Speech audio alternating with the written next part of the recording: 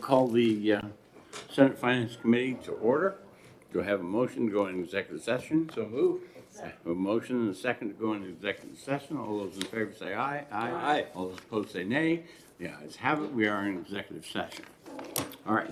First thing I want to talk about, and we're not going to do the bill now, we're going to do the bill later, is to make sure everybody knows what the current amendment for Senate Bill 297 is. And the one I've got is 2025-0894S. So if you don't have that one and you're in the audience, then it's over on the table.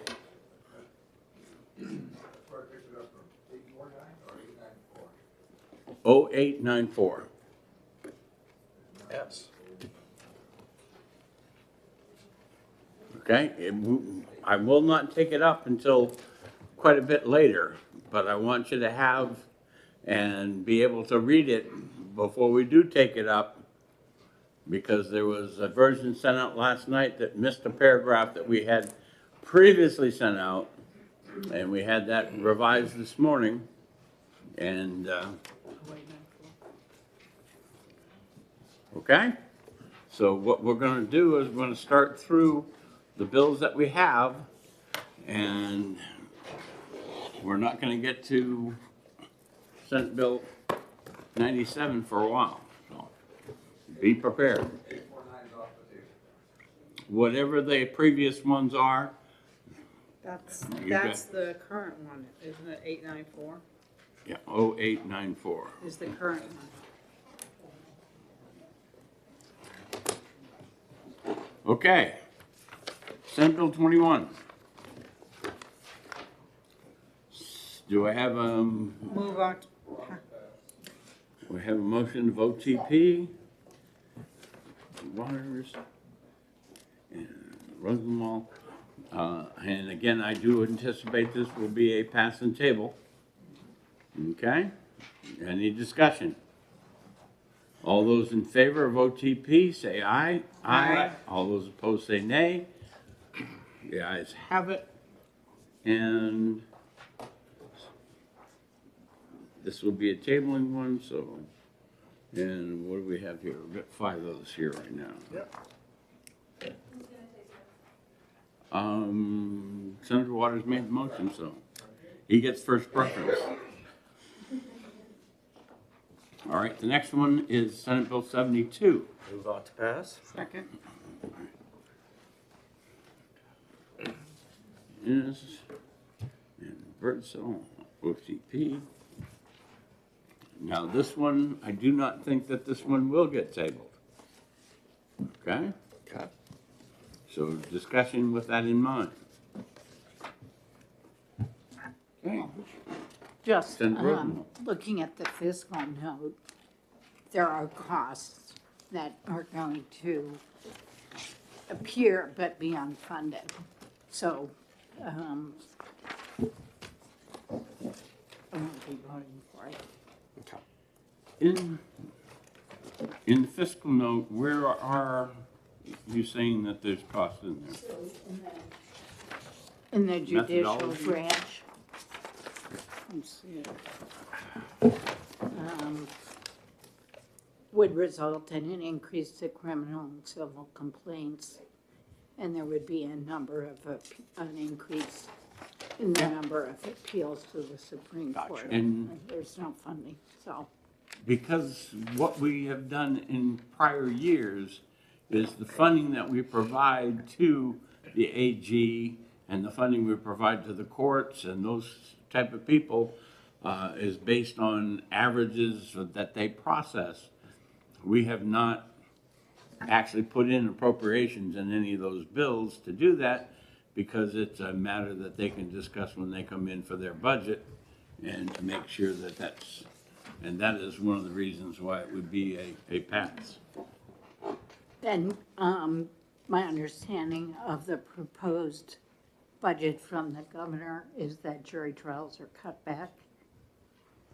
So I think it will just create a delay in access to trials to begin with. And we've never funded the number of judges that we've been told we needed, or at least not in my memory. So I I do- think it's just gonna gum up the works more. I do know that some of the media have reported that there are conversations between the governor and the judicial system on that portion of the budget. I haven't been privy to those, so I have no idea what we're dealt with what we're going to do. And so, right now, is there any further discussion? Okay. We have then ought to pass. No further discussion. All those in favor say aye. Aye. All those opposed? Yeah, 3-2. Is there an objection to putting it on the consent calendar? Okay. And Senator Ennis made the motion, so Yes. he gets to take it up. Did we vote, I'm sorry, going back to Senate Bill 21, did we want to put that on consent? Did we vote? Oh, that's 21 is right. the table. I'm sorry. I have it right in front of me, table. Well, that's okay. You know what? Okay. If there's anything that I do well is I do well by making mistakes. I'm very capable of that. And just ask my wife if you don't believe me. Okay, so we're up to 74. And that's relative to the property annual reporting requirements for the State Department of Permitting. Yes, ma'am. Are you seeing this as a table because of the, My notes did not look at that as a table.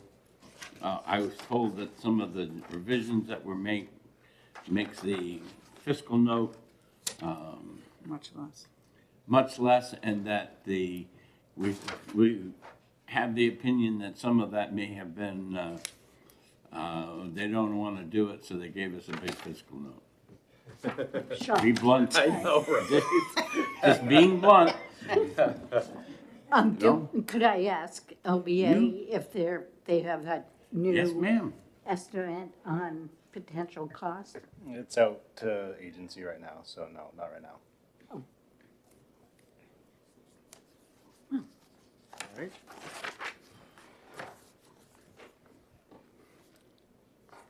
Any further discussion? Is there a motion or? We're Move up. looking for a motion. Move out to pass. OTP. Second. And I heard you first, Senator Burt, so you get the first, and he gets the second. Okay, man. I live with that. Senator Waters. Thank you, Mr. Chairman. And I guess I'm not sure, maybe I'm not looking at the right version of it. We have a different version? Revisions, or is it just as introduced? What I have in front of me is the bill itself, but there's a lot of discussion that has happened with that bill. Okay, and thank you. I just wanted to be clear on it. So Yeah. I read through and, whether the fiscal note is, how accurate or not, depending on subsequent conversations. I mean, I look at those reporting requirements and I do think about the DOT. And we had a couple of departments like Fish and Game says that we don't really see how this is appropriate for us, but that's not clear in the bill. And, in the due course of things, certainly there is scrutiny of these, but to require that really understaffed agencies go through every single, and there are thousands of them, of these permits and make a report, and I'm really not clear to what purpose this report is made. And so if we're gonna spend several $1 million, I'm just, Since this is Senator Pearl's bill, yes, it we'll is, we'll temporarily put it on hold. yeah, And we'll come back when Senator Pearl is in the room. thank you. Okay. Moving on, I think the next one is 81. I'll move out to pass. Second, OTP, Senator Ennis, Senator Waters.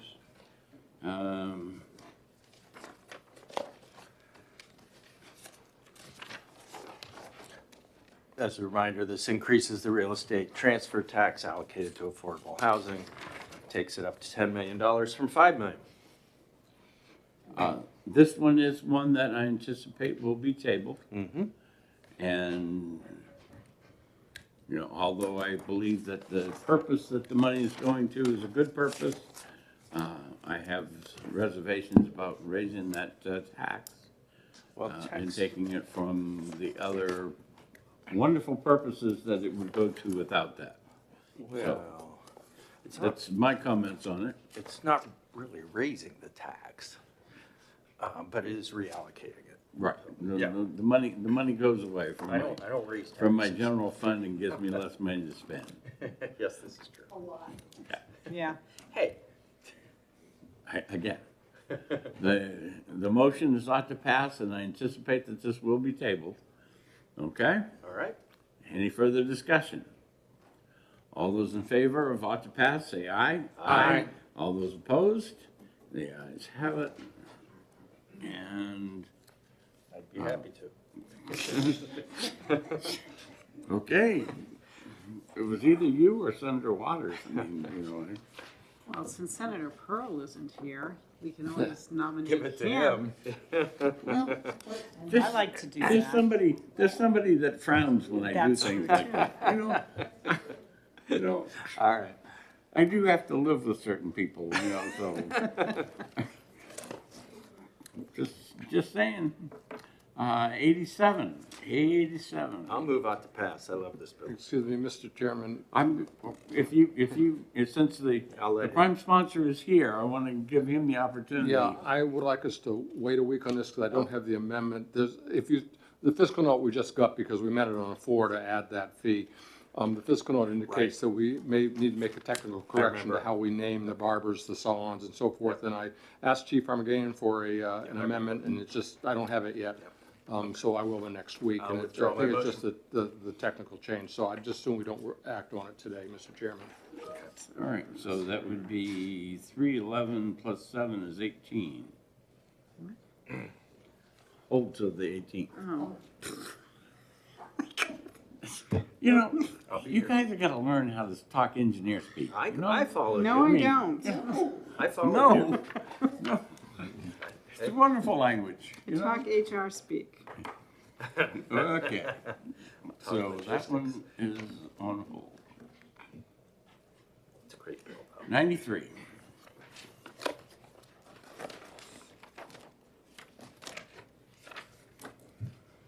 Move on to pass. OTP, Oh, that's right. This is the one that got completely changed. I don't even recognize it anymore. okay.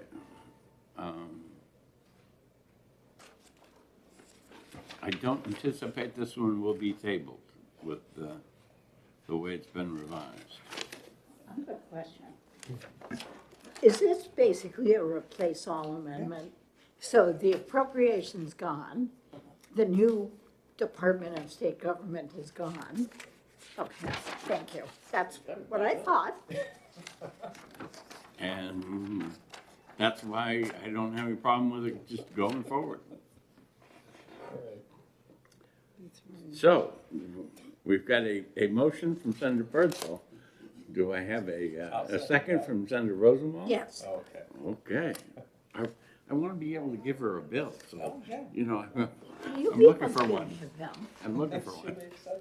All right. Any further discussion on 93? Okay, all those in favor ought to pass, say aye. Aye. All those opposed, say nay.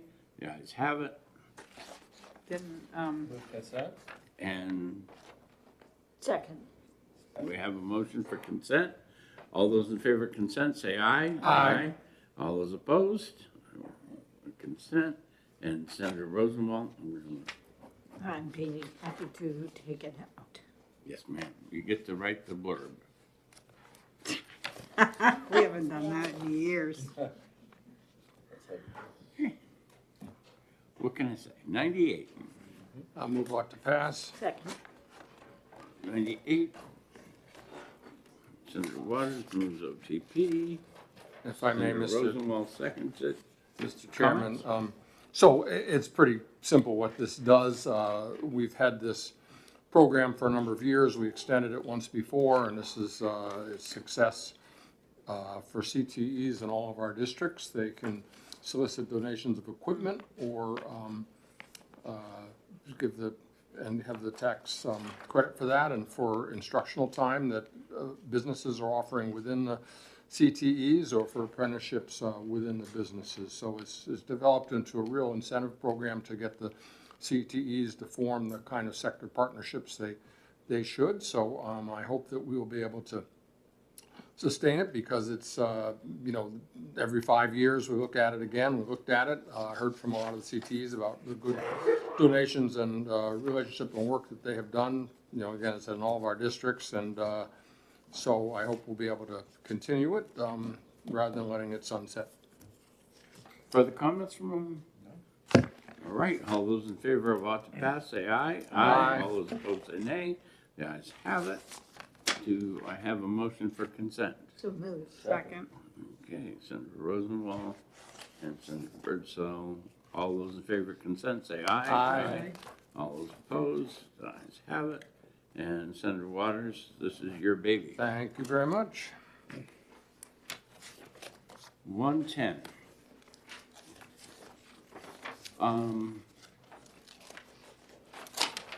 This was another that, when we talked about this, we were wondering whether the numbers that they had in here really reflected what was going on. So, open it up for discussion. Senator Rosenwald. We spent a lot of time in the Energy Committee on this bill. Well, good. And we ended up amending it to a somewhat smaller amount from, it was originally going to go to 200,000 square feet, or I think, but there seemed to be general agreement that this approach was fair and appropriate. It looks like it's going to decrease revenues within a range, but also decrease expenditures within a range. Seemed sensible to me. If I could follow up on that. Yes, sir. So, yes, the original proposal up to 200,000 square feet, and a lot of discussion with DES over how appropriate it is given certain projects and which sizes. And then there was also the question about, because of the work that DES has to do on these applications, that we wanted to be sure that if we were going to go to a larger size, and we found the compromise size at 150,000 square feet, that what we would do is to adjust the fee schedule so that there would really probably be a wash in terms of any loss of revenue, so that the DES would be able to sustain the positions and the people they have. So the fiscal note here we have reflects the earlier version. And I think that that the right sizing of these numbers is what came from DES, and they said this seems appropriate for the work that's done, and for we kind of carve out this middle category of the 50 to the 150, whereas there used to be 2 fee levels there, now there's 1. So anyways, that's what we did in the committee. So I think we found a very good compromise, not only on permitting of size of lots that will help expedite housing, but also make sure that we have the funding for the experts in DES who need to do this environmental work. So, And my compatriots here believe that this is, with the new changes, it's down below my limit. So this right now would be a pass. Excellent. And do we have a motion? We don't have Right, that's, I'm just waiting for someone like Senator Pearl to say OTP. And seconded by Senator Ennis. Okay, what's the motion? ought to pass. And again, I do not anticipate that this would be tabled. All right. Okay, further discussion, seeing none, all those in favor of auto pass, say aye. Aye. All those opposed, say nay. The ayes have it. Second. We have consent. All those in favor of consent, say aye. Aye. All those opposed? Consent. And Senator Pearl, you got this one. Before we get too far and you have to swap a whole bunch of stuff in your book, let us go back to Senator 74. Pearl's bill on 74. And there was a discussion of funding and how many permits there are and how they would keep track of them. Senator Rosenwald, that part of that came from you. If you would repeat some of your comments so that Senator Pearl can hear them, I'd appreciate it. Well, I'm looking at the fiscal note, and the increase, indeterminable increase of more than $1 to $2 million per fiscal year.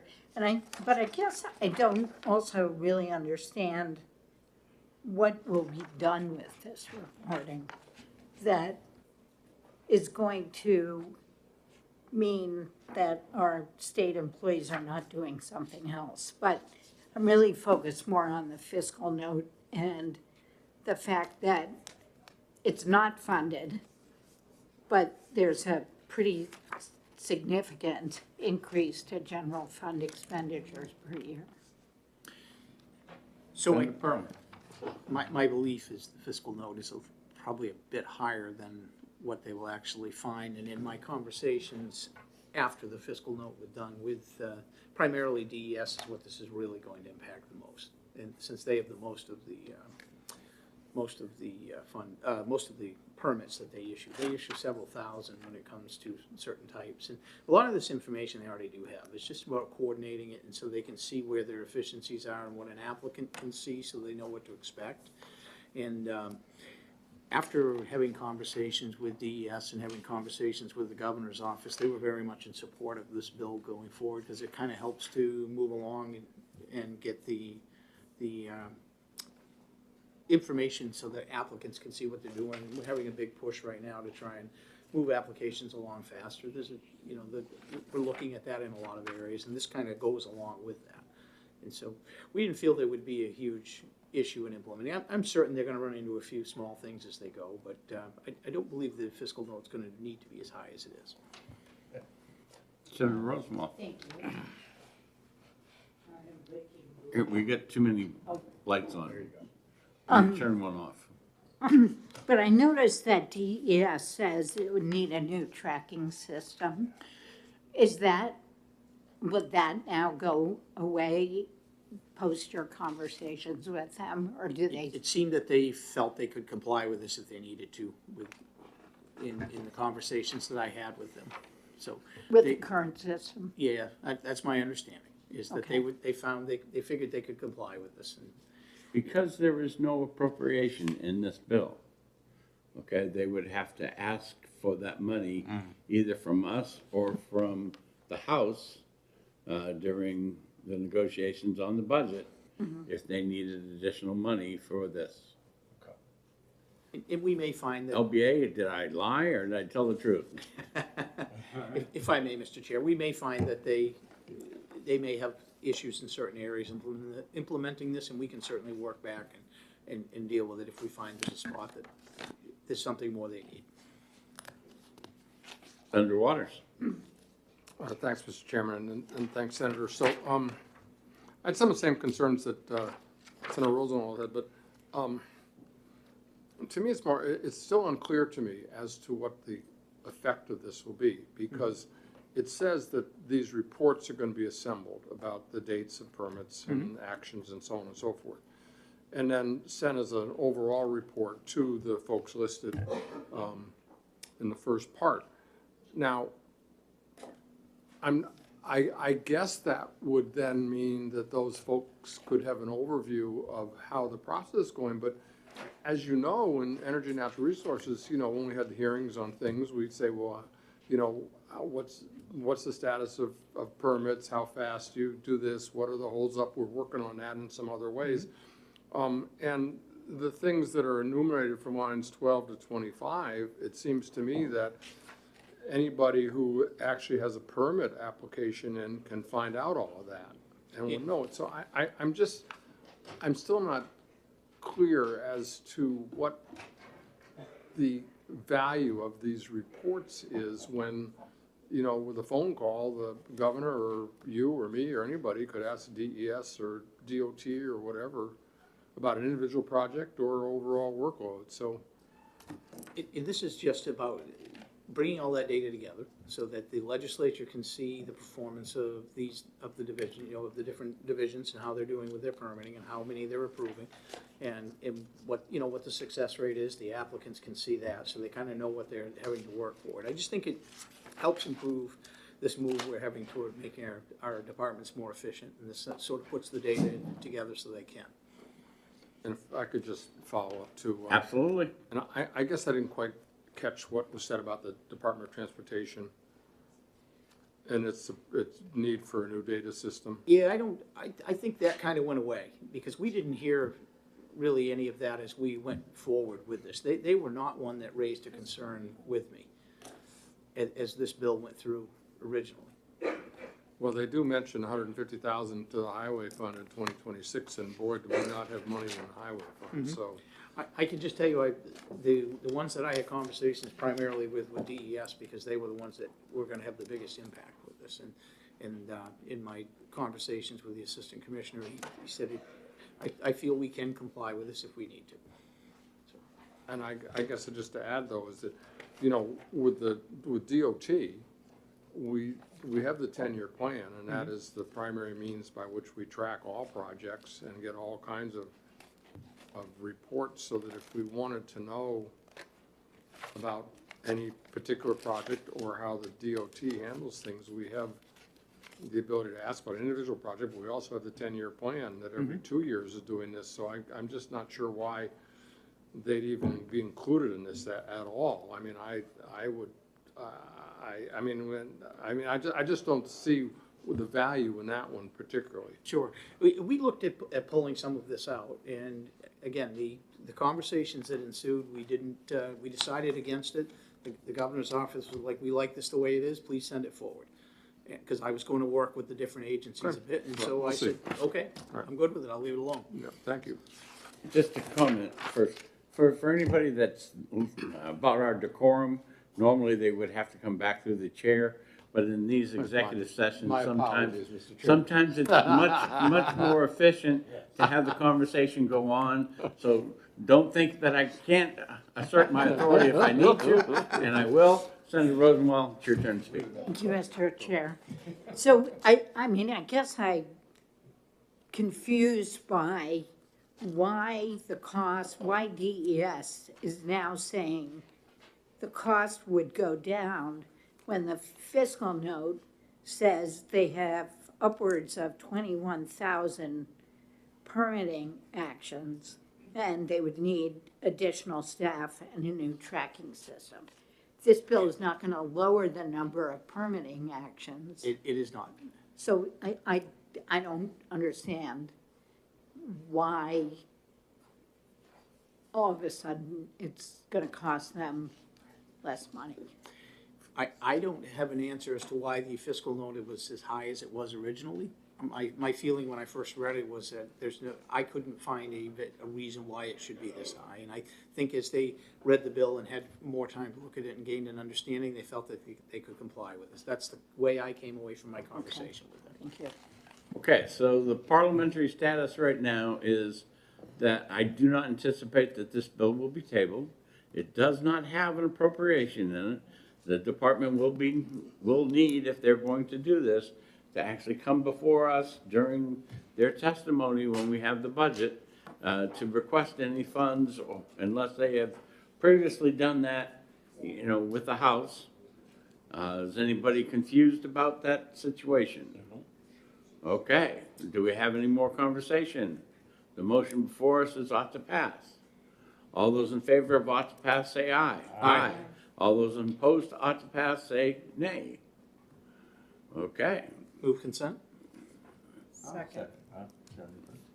we have a Senator Birdsall and Senator Ennis. All those in favor of consent, say aye. Aye. All those opposed? I'm happy to take that out if you'd like. And I was planning on that. I assumed you might be. I was planning on that, all right. Where was I so I can get back to the right spot? 118? 118? Yes. Yep. All right. I trust her more than I trust the rest of you. Oh, come on. You know, just saying, just saying, just saying. You know, who says that the senators can't laugh? You know, come on, guys. All right. This is relative personal needs, allowance, residents, nurses, homes, et cetera. Senator Birdsall, this is your bill, so. Yep. So what this does, this was a request by the Department of Health and Human Services, and it increases the allowance for our nursing home residents to reflect the Social Security increases on their annual basis. But then DHHS also asked me to put in an amendment and make an appropriation to DHHS to fund some issues at Hampstead Hospital, including the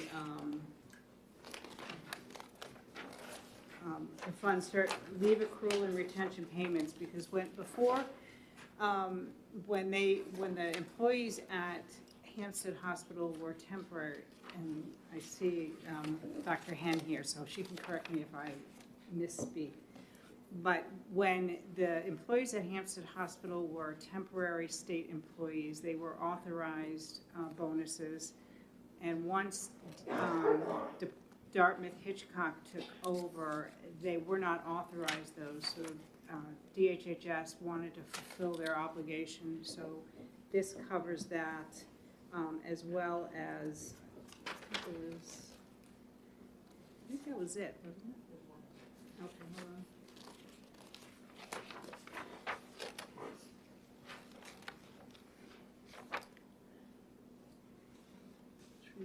The department shall deposit. You can come up.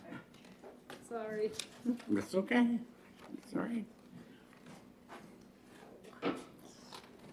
Good afternoon. For the record, Marissa Hen, Deputy Commissioner at DHHS. And I believe, unless I'm forgetting, that this also creates the trust fund for, so when, as you know, the state recently entered into a 7-year lease with Dartmouth Health to run and operate Hampstead Hospital and Residential Treatment Facility. And so Senator Birdsall got it exactly right that several of the staff, because of the timing of that transaction, were not going to be paid their bonuses, whereas everyone else had received it. And so Senator Birdsall stood up and said, well, if you'll hang in there with us, because we knew the staffing, in order to keep emergency department boarding low for kids, in order to help with our mental health system, we said, we'll try really hard through legislation to try to make you whole, because it was no fault of their own that the timing of the deal with Dartmouth was what it was. So this would pay for the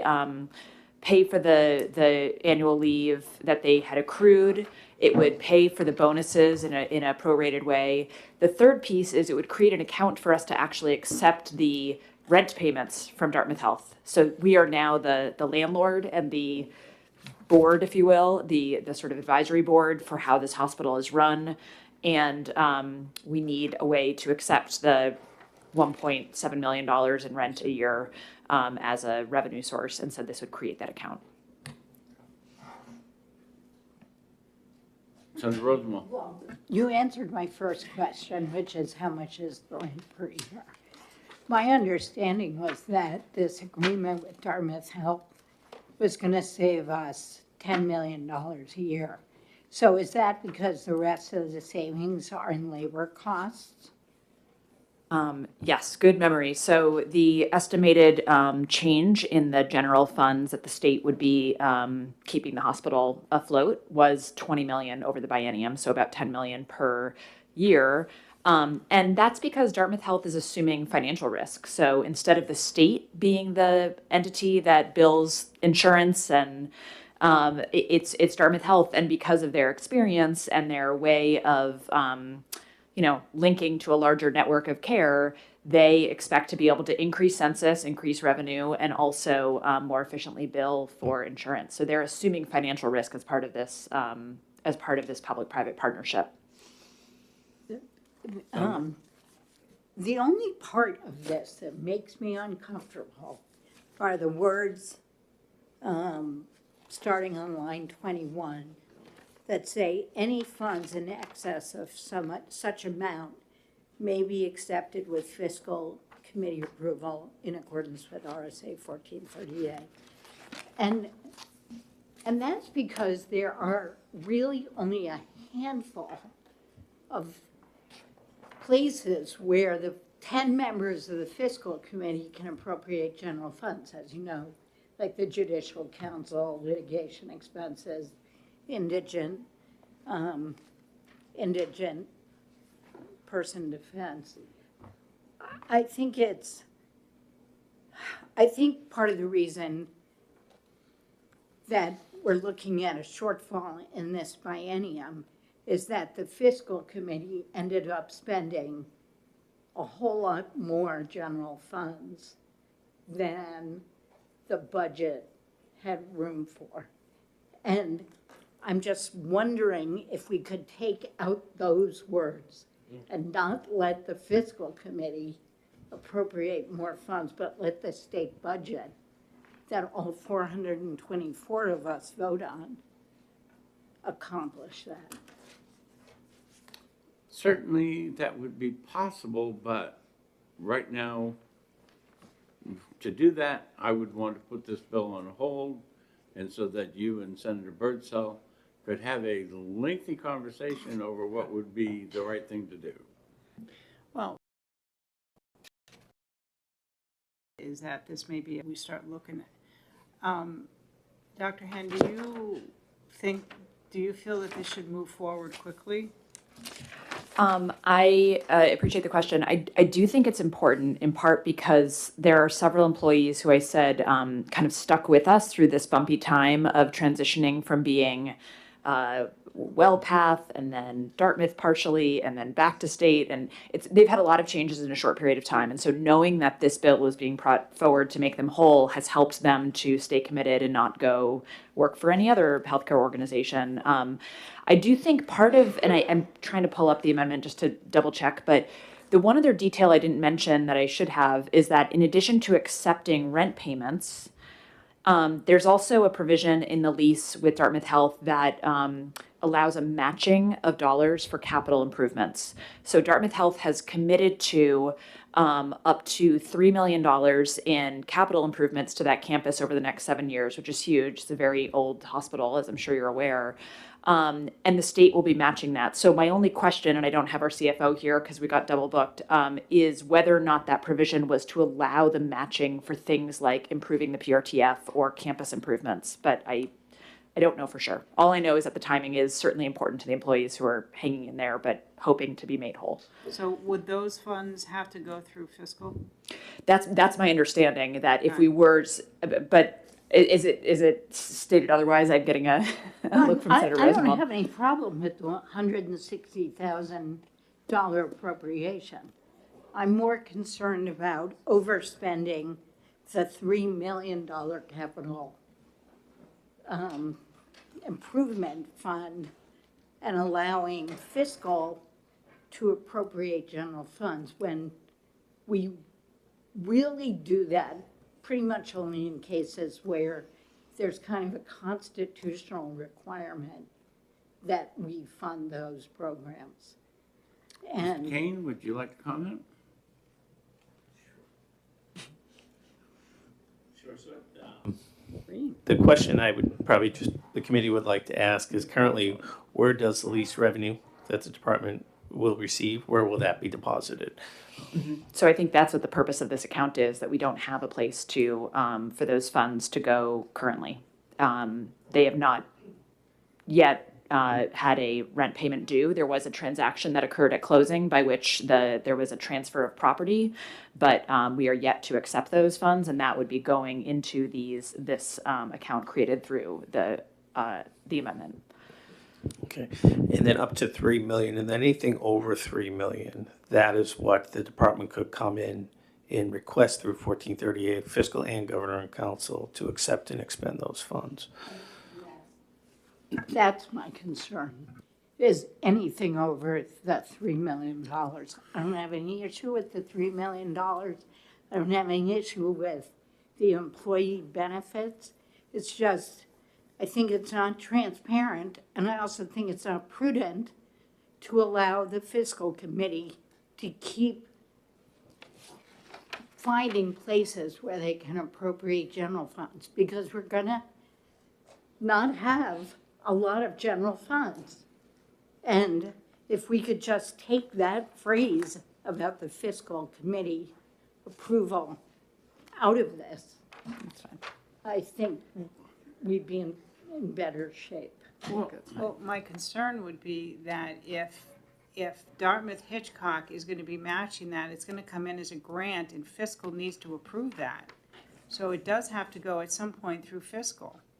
We can, I mean, if there's a way to cap what we do, what we put forth as $3 million and no more, but we can't stop, we can't not put some of this through fiscal with the grant from Dartmouth Hitchcock.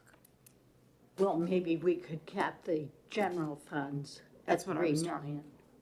That's what I was talking about. Yeah, I think that'd be fine. I think the intent here was to allow us to have up to 3 million with which to match. And so I think that is why it's stated as such, that any funds in excess would I have don't to. want to stop us from accepting Dartmouth Hitchcock funds, but my concern is about letting 10 people appropriate general funds. Well, it does. But if you're Let willing me to, jump back in here, Tap okay, it. for a second. Okay, LBA, have you got any magic words that would accomplish what Senator Rosenwald wants to do and still allow us to accept that money through fiscal, should the revenues come in at more than 3 million? So I think you'd just be looking on lines like 27 if you wanted to put, if it would make Senator Rosenwald more comfortable, she wanted to cap the amount that fiscal is eligible to approve. Right now, what would happen, let's just say, and I don't know what the rent payments are, so this is just for illustrative purposes, just say it's $4 million in rent payments. First 3 million would go into this fund, it's continually appropriated for the purpose of these capital improvements. The other $1 million would be, it would be possible for the department to come into fiscal to request. If you wanted to limit the draw, the potential draw on the general fund, you could just put a cap on the amount that fiscal is authorized to approve, if any. Okay, what we're gonna do is we're gonna put this one on hold because it sounds like there's still plenty of discussion to be had about how we would accomplish what Senator Rosenwald wants to do. And I don't know that we need to do that in this committee as a whole. Senator Waters? Yeah, if I could just make one query as for the subsequent conversations, I'm wondering why we could just not have the 3 million as that maximum amount, and knowing then that whatever comes in is gonna go into that fund, because it is not unreasonable to assume, if you look down on page 24 and 25, that, lines, a little bit further on, it would be, this would be for required capital investments, and there are gonna be required capital investments beyond just this match, so it might, part of the conversation might just be strike out the fiscal thing, but just not have the 3 million in there and just say the money comes into that, you're gonna have to go to fiscal anyway, and that would mean that the money that comes in is gonna be for the purposes of capital investments over time at maybe match, maybe something else down the road. So that's just another thought. Okay, this one is on hold pending a revision. 119. This is my bill. Okay, so this is allowing them to use the cheaper, whether it's generic or if the brand name drug has discounts, to use that. I will move on to pass. And Senator Rosenwald seconds. further discussion? And this would be just a strictly ought to pass motion. All right, seeing no other conversation, all those in favor say aye. Aye. All those opposed say nay. The ayes have it. Do I have a motion for consent? So moved. We have a motion for consent. All those in favor say aye. Aye. All those opposed say nay. And I will take that one out. Beautiful thing, so. I'm sure you don't want to brag about it. It's really great. You know, Yeah, It's it's such a awesome. good idea. It's great. then the members of the Health and Human Services Organization that brought that bill to me should stand up now and we can applaud them. Because that's where the credit goes. Well done. All right, 122. I'd like to move pass and speak to it. Yep, and this, because of the fiscal note, the way it is right now, would be a passing table. Yes, Okay, so Senator Rosenwald moves ought to pass. I'll second. thank you. Second by So- Senator Ennis. This is a program that I heard about in my first term in the House, which was 2005. And then I didn't hear about it for 20 years. But it serves 20,000 people in New Hampshire who are turning 65, but very low income. And there are sort of 3 tiers to it.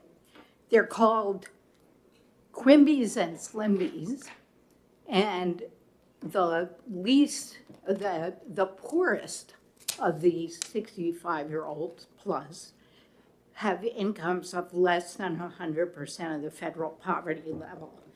And while this is about Medicare, which we know is federal, the state Medicaid program administers it, and some of the money is state money.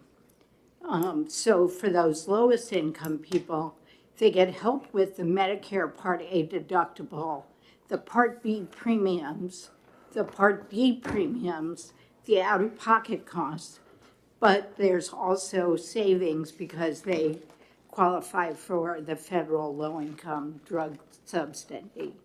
The department has recently told me they overestimated the cost of this fiscal note. They think it would really be more like 11 million people. We are already not serving the number of people who qualify. I think we should put it on the table, and there are things we can do over in the budget when we get there that would make it even way less expensive. So We've got Health and Human Services here. hi. If we're looking at a different number for the fiscal impact, then I would rather have them testify to that. Good afternoon, David Chorney, the state's Deputy Medicaid Director. And Henry Lippman, the state's Medicaid director. David has done most of the work on this, so I'd like him to address it for us.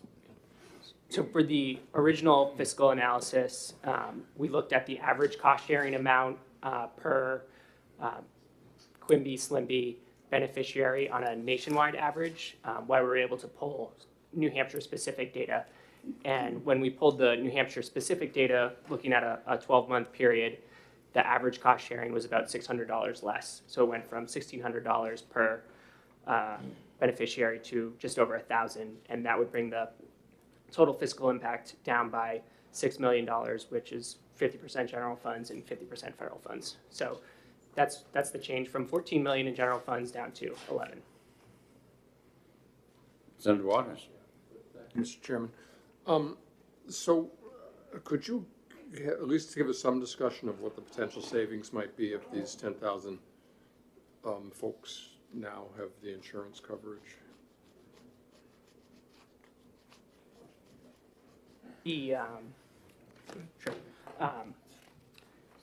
Any potential savings would be seen in being able to delay institutionalization. So by enabling people to access a more robust Medicare benefit by not having to pay by having the Medicaid program through state and general funds and federal funds cover the premiums and the cost sharing. They would better access their Medicare benefit and then potentially be able to stay in the community longer. And just institutionalization and nursing facility costs are higher than individuals who stay in the community. And there's eventually when someone gets to a nursing facility, they generally open up into a Medicaid benefit because they've spent down their resources and they're at an eligibility level at that point. If I may, just Certainly. and I mean, I can understand it would be impossible to really put a number on that, but it certainly would be an offset to the 11 million to some degree. Yes. I guess the only thing I would comment, some of the things like this take some time to materialize, so it wouldn't necessarily happen the same biennium. Right. Thank you, Mr. Chairman. Okay, further questions or comments? Okay. We have the motion by Senator Rosenwald, seconded by Senator Ennis, to pass. This would be probably a pass on the table. Okay, all those in favor of OTP, say aye. Aye. All those opposed, say nay. The ayes have it. And Senator Rosenwald, did you want to take that one out? Sure. Okay.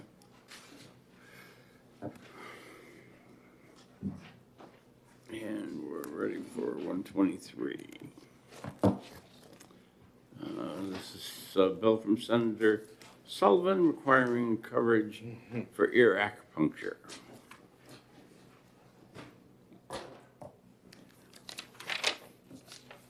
I guess if, looking at the fiscal note, $1 million to $5 million, if this is passed, it would be a passing table. Senator, if I could. Senator. Reviewing the testimony, I didn't see any scientific studies on the effectiveness of this stuff. There was anecdotal data, which is valuable, but I think that gives me a little bit of pause. Senator Rosenwald. I had the same reaction to reading the testimony. It was anecdotal. So yesterday, I asked the state's chief medical officer who emailed me that he said there's some data, but it's not high quality, and that's kind of because you can't do a blinded study. Sure. So he pointed to two studies. The first one from 2016 reported limited evidence for the treatment of opioid use disorder, but it was as an adjunctive therapy or treatment rather than as the primary. The more recent one was what I would call a meta-study. It sort of looked at all of the 36 randomized control trials, and it did indicate that it might be effective, but all of the studies had problems of bias and inability to have proper blinding and study design. So no acupuncture is currently covered in our Medicaid program. So this would mean enrolling all new providers. There would be a cost in this for a treatment that has yet to develop good data behind it. I'm sort of feeling like maybe we should re-refer it. That's certainly a possibility. Senator Ennis, you had another comment? I mean, given the cost, without strong evidence that it's effective, I don't know, that pushes me. Well, one of the things I did, because that was an HHS, one of the things I did ask somebody, not in committee, but in private, I asked some of the insurance carriers, not a lot of them got back to me, but they do cover acupuncture, and they are presuming that they cover this type of acupuncture. So this is just Medicaid covering it. So do we have any, it's all anecdotal, but it's, I think as a policy, we wanted to pass it because if it helps, it helps. And we did hear from some of the individuals who had the treatment, and it did help them, so. Read that. Do we have anybody in Health and Human Services who wants to comment on the bill? Oh, look at that. The Lord. Jumped right up. I just wanted to bring to the committee, for the record, Robert Berry, General Counsel of the Division of Medicaid.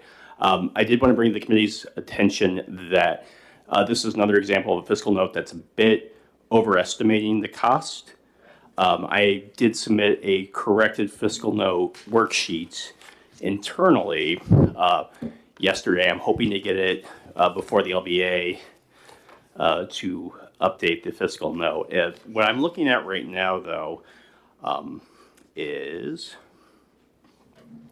so I estimated, and this was based on conversations I had with providers. Just give us the numbers. Jeez. I want to know the background. I'll get to the number. All right. After you give me the number. All right.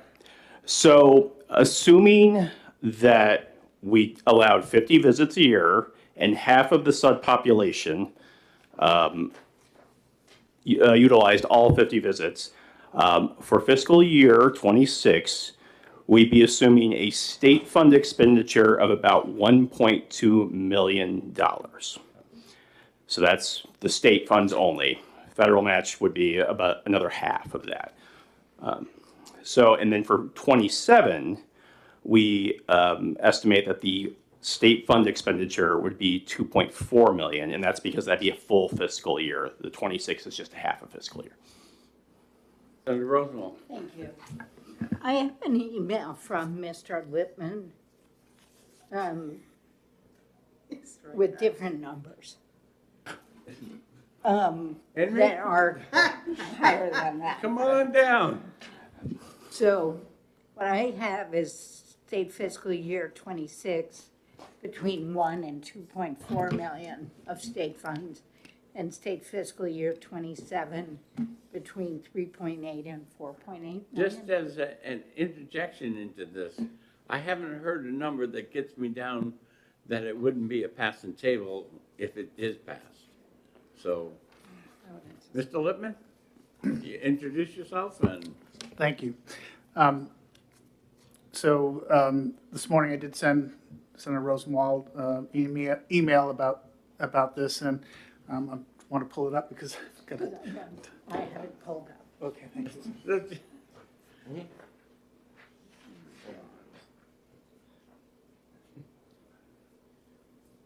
So I think in our original fiscal note, we had between $1 and $5 million being Yes. the, and so I narrowed that down in state fiscal year 26 to between $1 and $2.4 million. And that's in total funds. Oh, okay. Excuse me. Let me see. Sorry. Excuse me, that's in state funds. And then in state fiscal year 27, between 3.8, 4.8 million. And that was based on information that I got from within the department. Senator Birdsell moves ought to pass. Senator Waters, seconds. No, I wanted Oh, to say something. you wanted to say something. Yeah, All right, I will second it. I had hoped, Mr. Chairman, actually would have a re-refer motion, would be the first motion, in that I, as a co-sponsor of this, I co-sponsored because of largely anecdotal conversations with people in recovery, but that was before the fiscal note, and I'm just have become uncomfortable going forward with the past when there are so many questions about the science around it. So I just really would be more comfortable refer motion because it's hard, it's hard to ask our colleagues to vote for it, even if it's gonna be tabled, if these questions have been raised. But- I understand what you're asking. The tabling motion after it's passed in the Senate allows it to be put on any other bill. It can be put on a new bill next year. So I don't see the advantages of re-referring, except cutting down the amount of time that I can work on it. But that's just my opinion. I just think if I may respond, Mr. Chair. Yes, sir. That it just, so what I would say, Mr. Chairman, is that I understand the process of the tabling, and that's all to the good, but it is still asking our colleagues to vote for a bill that does have this kind of expenditure without scientific data that suggests that in the wildest of dreams that ever it was passed and funded, that it could be justified. So that's, I'm just a little worried about asking our colleagues to, even if they know it's going to be tabled, to vote for it in that context. But that's the way we go, that's the way we go. To get past where we are, you would have to have the person who made the motion and the person that made the second withdraw their motions, Or fail. or it would fail. Okay. Further discussion. All those in favor of ought to pass, say aye. Aye. Aye. All those in favor of not ought to pass, say aye. Aye. Okay, so So I would move re-refer. I just wanted to get the count first, because I couldn't count that fast. 3-3? Okay, 3-3, so the motion would fail. Okay, So I would move re-refer. And if it's seconded, let's speak to that briefly. I'll second it. Thank you. okay. You know, it's possible in the next year that there will be more evidence behind this practice that's not just purely anecdotal. And so I think it makes sense not to say no to it, but to just give it a little more time to see if we get better data. The motion is on re-refer. Further comments? All those in favor say aye. Aye. All those opposed say nay. The ayes have it. Do I have a motion for consent? I have a motion for consent. All those in favor say aye. Aye. All those opposed say nay. And consent, and Senator Rosenwald, that's yours. But it's on consent. Yes. You should be We safe. still have to do the, Nobody will pull it. I wouldn't count on that. you know. All right, Senate Bill 128, Child Mental Health Services. This is actually, this was actually, I think, my bill. Yes, And it's it is. fast forward. I know we talked about this to put it on hold, but I'd like to, I'd like to move ought to pass. And speak to my motion. Senator Birdsall All right. makes the motion, Senator Waters seconds. All right, so this is reflective of the Fast Forward program that we have. It provides youth and family-driven wraparound services focused on keeping the youth in their home community. What we heard in testimony in HHS was oftentimes individuals who have, children who have health insurance are actually put on our Medicaid program for these wraparound services because it's not covered under our insurance, because it's not covered under our insurance. So this is basically requiring the insurance to cover these wraparound services so that the taxpayers are not paying for the Medicaid services. Senator Rosenwald. I support this bill, but I do note that the insurance department basically says it's going to cause commercial premiums to rise and increase costs. So I just wanted to get that out there on the record.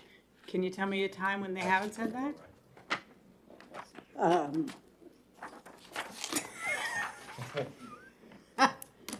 Probably not, Okay. but, I mean, this is a new mandate, Right. basically. And it's gonna be a pass and table, from what I'm Is it? understanding, yeah. I believe it will be. Yeah. Okay. You've got, But I'm totally supportive of it. in the revenues and the expenditures, you've got the same numbers in there. So, you know, in an ideal world, it would equal out, but Love it. I'm not willing to go there. In my opinion, this would be a pass and table. Okay, so we have a motion in front of us, ought to pass, made by Senator Birdsell, second by Senator Waters. Any further discussion? All those in favor say aye. Aye. All those opposed say nay. The ayes have it. I'll take it. And Senator Birdsell wants to take it up. And let me get my notes here so I don't mess up. Okay, 131.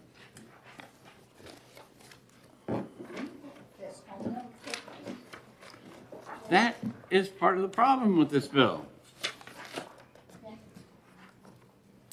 I don't think that we have received one. Okay, I remember this one. So, Do, we'll have LBA ask for a fiscal note on this so that we can get an idea. And if they don't provide the fiscal note, tell them that the chair requests their presence. At the next meeting, whoever is going to be the spokesman for this. Okay? So Yeah. that one is on hold. yeah.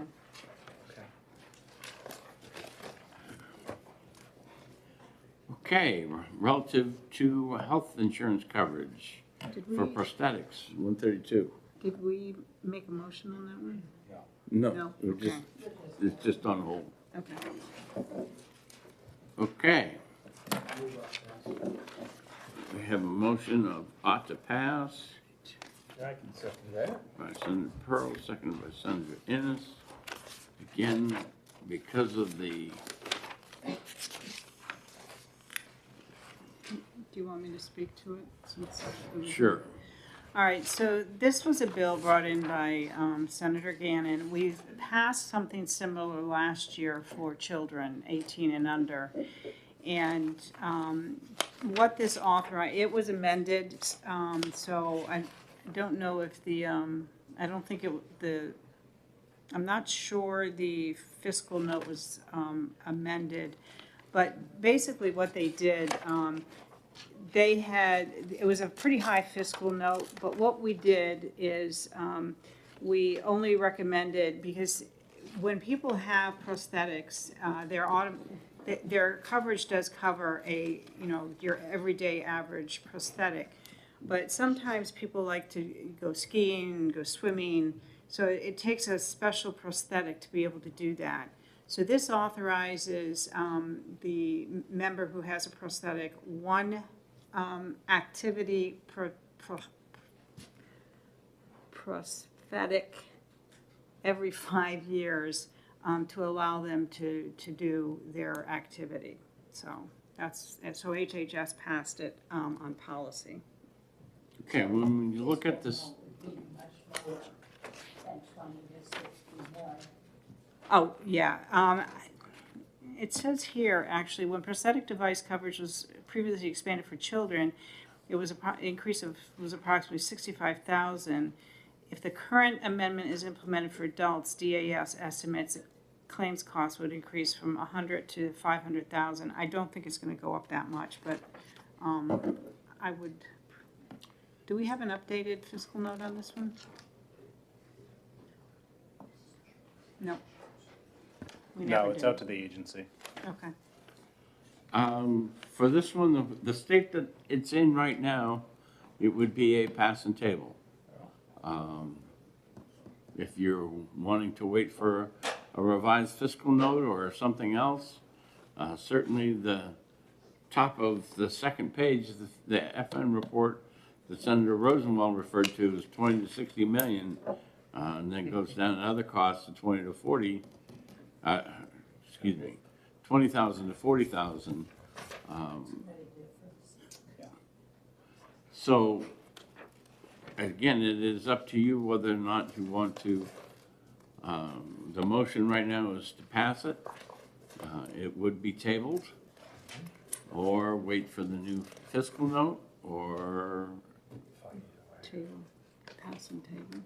okay, so, not seeing any further discussion, the motion in front of us is ought to pass. All those in favor of ought to pass, say aye. Aye. All those opposed, say nay. Ought to pass. And Senator Pearl wants to take this one up. And that would be a passing table. Okay, at this time, we're gonna take a half-hour recess. Okay, during that time, how many people in the audience are here for 297? Quite a few. All right. My intent would be at the end of that half-hour recess, we would take up that bill and then continue down our list of the bills that have not been exec. Okay? So we'll be in recess for half an hour.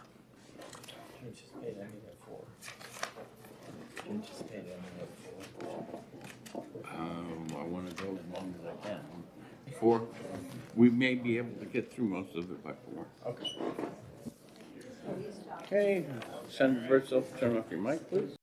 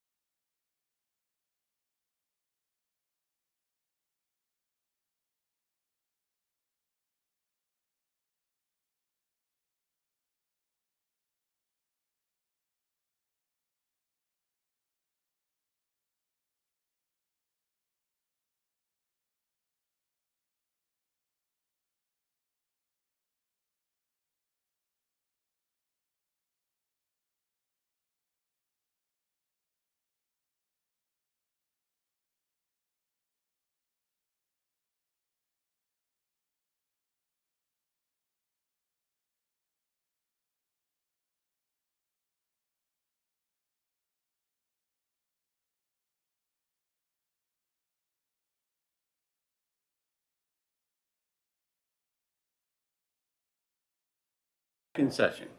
Okay, as promised, the next thing I'm going to take up is Senate Bill 297. There's been lots of information going back and forth and back and forth. Just because a lot of you don't come to a lot of these things, we are in executive session. This is not a public hearing. People don't get new bites at the apple. The only people that come up to the table are ones that I invite based on the senators asking for input from one of the departments or whomever's here. So again, just want you to know the ground rules. So I have asked the department to come up, Secretary of State, who is the original requester for the bill, because we have made multiple changes since the introduction of the bill and had multiple inputs from various stakeholders. I just want to give the Secretary of State a chance to talk about those. And we have tried to keep the 4 pools involved in this. They've gotten probably more proposed amendments than they would care to have. But the only way I can get input on the last one is to send it out so I can make the next one. So that's where we are. And if you guys would introduce yourself and we'll continue on. My name is David Lang. I'm the Chief of Staff for the Secretary of State in charge of the Risk Pool Division. My name is Katie Taylor. I'm a staff attorney with the New Hampshire Bureau of Securities Regulation. All right, if you just go through the amendment and summarize the sections, I'd appreciate it. So, Mr. Chairman, after the several meetings that the Secretary of State had in the public hearing, we have worked on several different amendments that are before you. We start with the definition of administration. One of the risk pools had requested that we include risk management services in, and that was, we were able to put that in. The law currently has risk management services as an allowable function, and that was included in the definition. The issue, it kind of can get bucketed up moving forward without going into too much detail as to is what do we do in the case of a risk pool that gets into some sort of financial impairment situation, and what's the process in recognizing that the political subdivisions under the RSA 5B are the entities that voluntarily join these risk pools and ultimately are responsible for funding the contributions and the expenses that are associated with the risk pools. So this amendment tries to, this amendment further clarifies and puts some more structure into the insolvency and financial impairment. Some of the things that we heard was some pre-warning if the contingency reserves dropped to a certain level, that there would be some pre-notification and warning with some time associated to it. The original bill had the word immediately. Based on some input, the change was made to put in 5 days. So once the risk pool finds itself in a position that the contingency reserve drops down to a level of 8% or less, then there's a requirement that they notify the political subdivisions that that this situation is occurring, and they do so within that 30-day period, which is the 30 days that was just recently added in an amendment. If the pool's contingency reserve drops down to a 4%, then within 5 days it would be required to notify the Secretary of State, 5 business days, the Secretary of State. The other thing that you will see in here is the addition of a capital reserve. The Secretary of State's office met with the Department of Revenue Administration to try to create a non-lapsing fund for political subdivisions to be able to predict and budget for reserve money and to hold it on their budget and on their balance sheet, where the political subdivision would control that money up to the level of the 4%, which is the trigger amount that a risk pool needs to do an assessment. So the issue came if you did a mid-contract, remember the contracts run from a 12-month period. So with the contributions coming in over that 12-month period. So if in the 6th month, the risk pool's contingency reserve dropped down to that dangerously low level, then the political subdivision, without that language, would have had to find it within its operating budget. So this way here, that capital reserve account would allow for the political subdivision over time, a period of time. And it depends on the health of the political subdivision, of the risk pool management program that they participate in. So it recognizes that those pooled risk management programs that have the, above the 8% or are within the 12 to 16% range, the political subdivision would only have to put 1% a year over the next 4 years. And we put some clarifying language in to make sure that once that 4% target is hit, that it stops. The other thing you'll see is we heard testimony that there was a lot of consternation about surplus, and some of the pools thought it was a lot cumbersome to cut 200, or some of the political subdivisions found it cumbersome to cut up to 200 checks, so forth, I think was some of the testimony we heard. This allows for the first time the surplus to be deposited into that non-lapsing account, so it would be in the control of the political subdivision. Now, it could do several things. One, it could use that as a contribution situation where they could reduce their future contributions by tapping into that lapsed fund. Or two, in the cases where there's collective bargaining with the employees, they could have conversations about things like a contribution holiday, in which the political subdivision could say the next 12 months, there's enough money in the fund that you would get. You wouldn't pay your share in that. Some of the other changes that were made in this amendment would be the inclusion to measure at the end of a 2-year period the ranges from 12 to 16%. So that in 2 years, the secretary would put together a group of interested parties and take testimony and take evidence, and then release a report that would be released to the governor and the Senate president and the speaker and the committees of jurisdiction. And then that would happen every 4 years after that, so that we would always be taking a significant look to make sure that those bands were in the right location and that the goal here is to, number one, put stability in the risk pool management that currently are there. Second of all, the bill also provides transparency, and it will also provide a modicum of predictability, which is the genesis for the bill. So with that, Mr. Chairman, I think I captured everything. Senator Waters. Thank you, Mr. Chairman. So just a couple of questions. In terms of the municipal pool here, and in terms of making sure that there's sufficient funds in the risk pool too. There's a 4-year period potentially here, so the municipalities would have time to respond and kind of mitigate the impact on the taxpayer over that period. That's correct, unless it was a risk pool that was in significant problems. Yeah.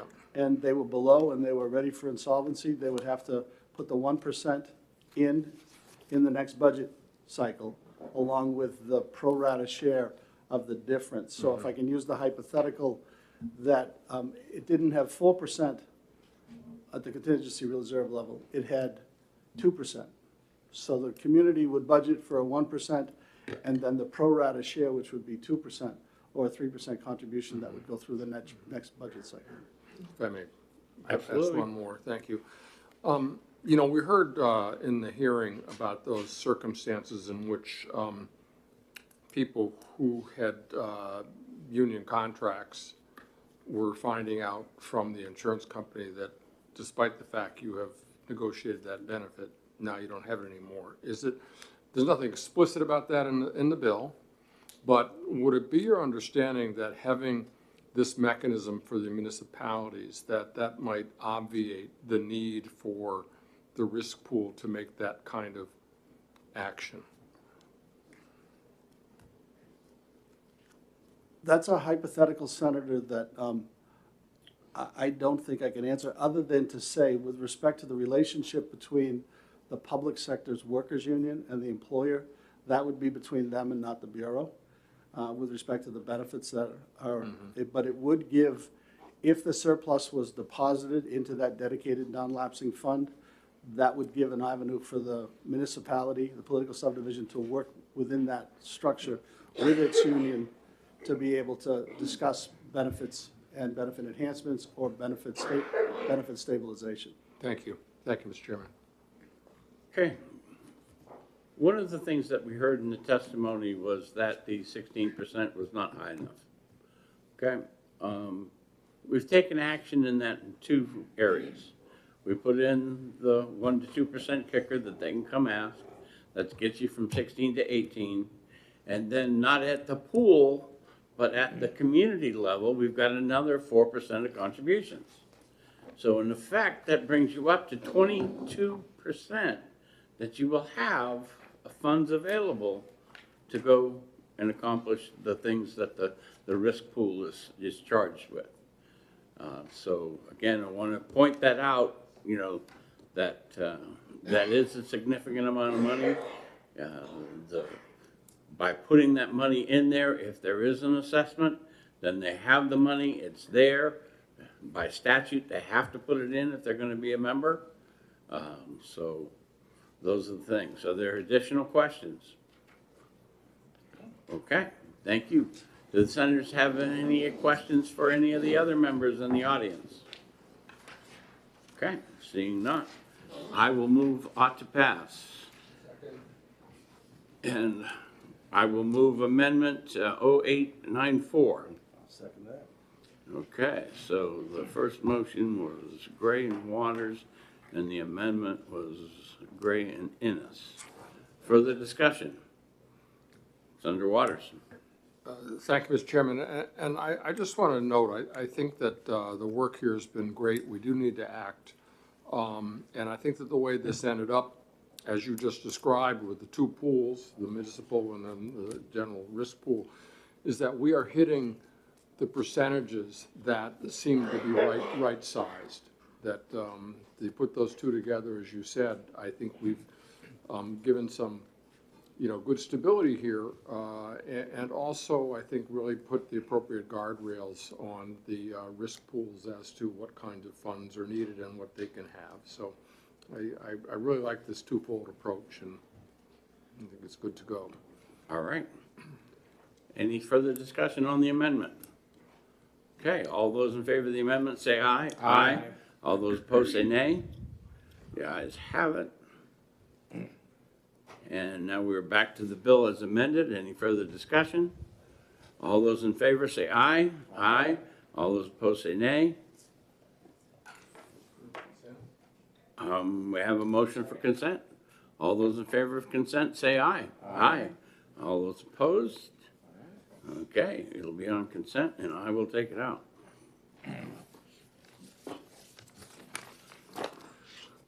Okay.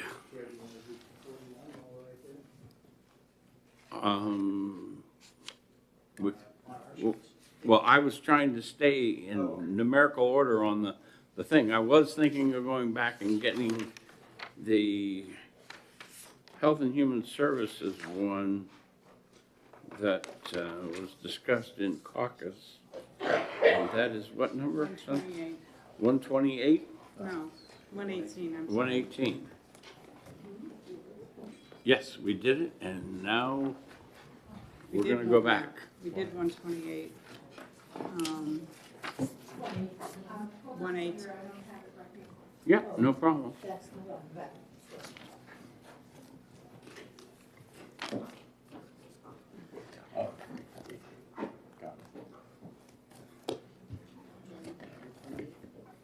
$128 or $118? It's 118. It's the one that it's Hampstead. This is Hampstead, correct.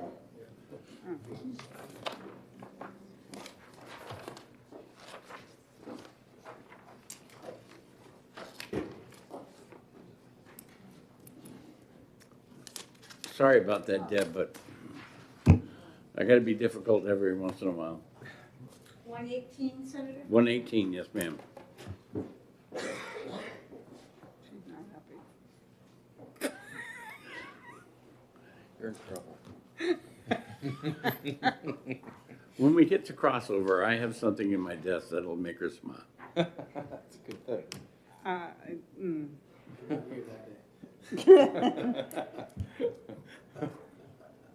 Gotta be chopped. This, you know, when you get to crossover, I mean, that's, you know, a momentous occasion. You know, so It is that. a little bit of courtesy towards those that work so hard to get us there is important. Will it still be there? Yes. Yes. Oh, Yes, I'm not, no more cursing until April 20th. I've already failed numerous times. sorry about that. So it was on hold, now what are we doing? Now what we're doing is that Senator Birdsell has had a conversation with the LBA, and the LBA, I think, might have some suggested language from that conversation. Yes, so, and I have exact language that I'll read to you in a second, but the general idea was to remove the cap of $3 million that could be deposited into that fund, as well as the subsequent sentence about the fiscal committee, and replace it with a reporting requirement to fiscal in the event that such revenue exceeds $3 million. So the suggestion is, the sentence that begins on line 20 would read in its entirety, for the biennium ending June 30th, 2027, the department shall deposit all revenue into the fund, period. The $3 million cap would be removed, as would the next sentence about fiscal. In its place would be a sentence that reads, in the event that such revenue exceeds $3 million, the department shall provide a report to the fiscal committee of the general court identifying the total amount. And so that would be the end of the sentence. And so if the revenue deposited is well in excess of $3 million, for example, the legislature would find out about that, and it would have an opportunity in subsequent budgets to treat that money differently if it wanted to. Okay, so to get us on the right parliamentary track, Senator Birdsell moves, ought to pass. Do I have a second? We have a second from Senator Pearl. Senator Birdsell moves the committee amendment as read. And Senator Waters, he beat you out, what can I say? Okay, all right. Does anybody want the committee amendment reread? I do. All right. All those in favor of the committee amendment, say aye. Aye. All those opposed, say nay. The ayes have it. And now we're going back to the ought to pass as amended. Well, all right. The motion is now ought to pass as amended. All those in favor ought to pass as amended, say aye. Aye. All those opposed, say nay. The ayes have it. And now Second. we have a motion for consent. All those in favor say aye. Aye. All those opposed say nay. The ayes have it. And Senator Birdsell, Yep. you got this one. All right. Can I just, Yes, ma'am, you can. I think this is the one that if LBA can keep this kind of in the back of the burner, so that if it fails in the House, we have the language to put in the budget. Yes, we'll keep track of it. Thank you. Okay. Going numerically down the list here, I think I'm ready for Senate Bill 134. And that's Senator Pearl, that's yours, relative to the requirements under state Medicaid program.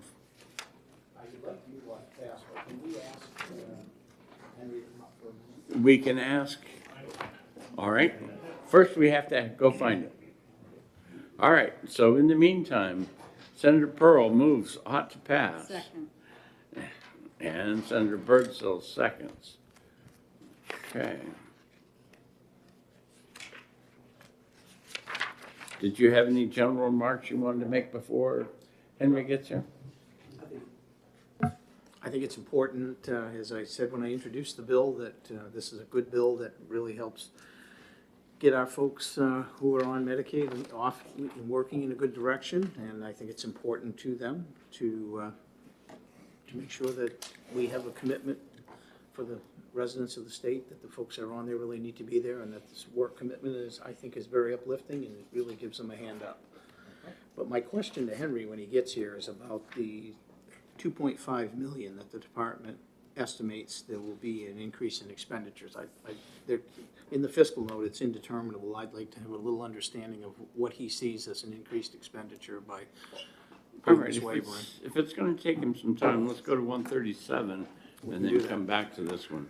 137 is a Senator Prentice bill relative to hospital stays covered under the state Medicaid program or plan. Ought to pass.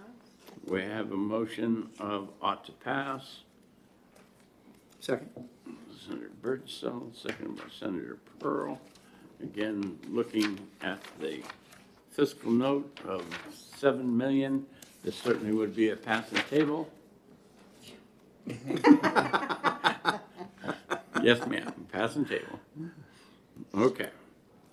So, with that in mind, is there further discussion on 137? Okay, all those in favor say aye. Aye. All those opposed say nay. The ayes have it. And Senator Birdsell, Yes, I'm sorry. you're going to take it out. Yeah. Okay, since they're still looking for Henry, we'll go to 145, establishing an evidence shipping pilot program. Move on to pass. I'll second. I'll move off to pass.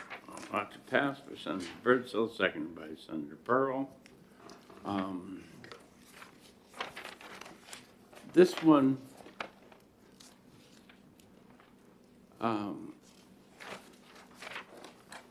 although it would exceed what I would normally do, I think that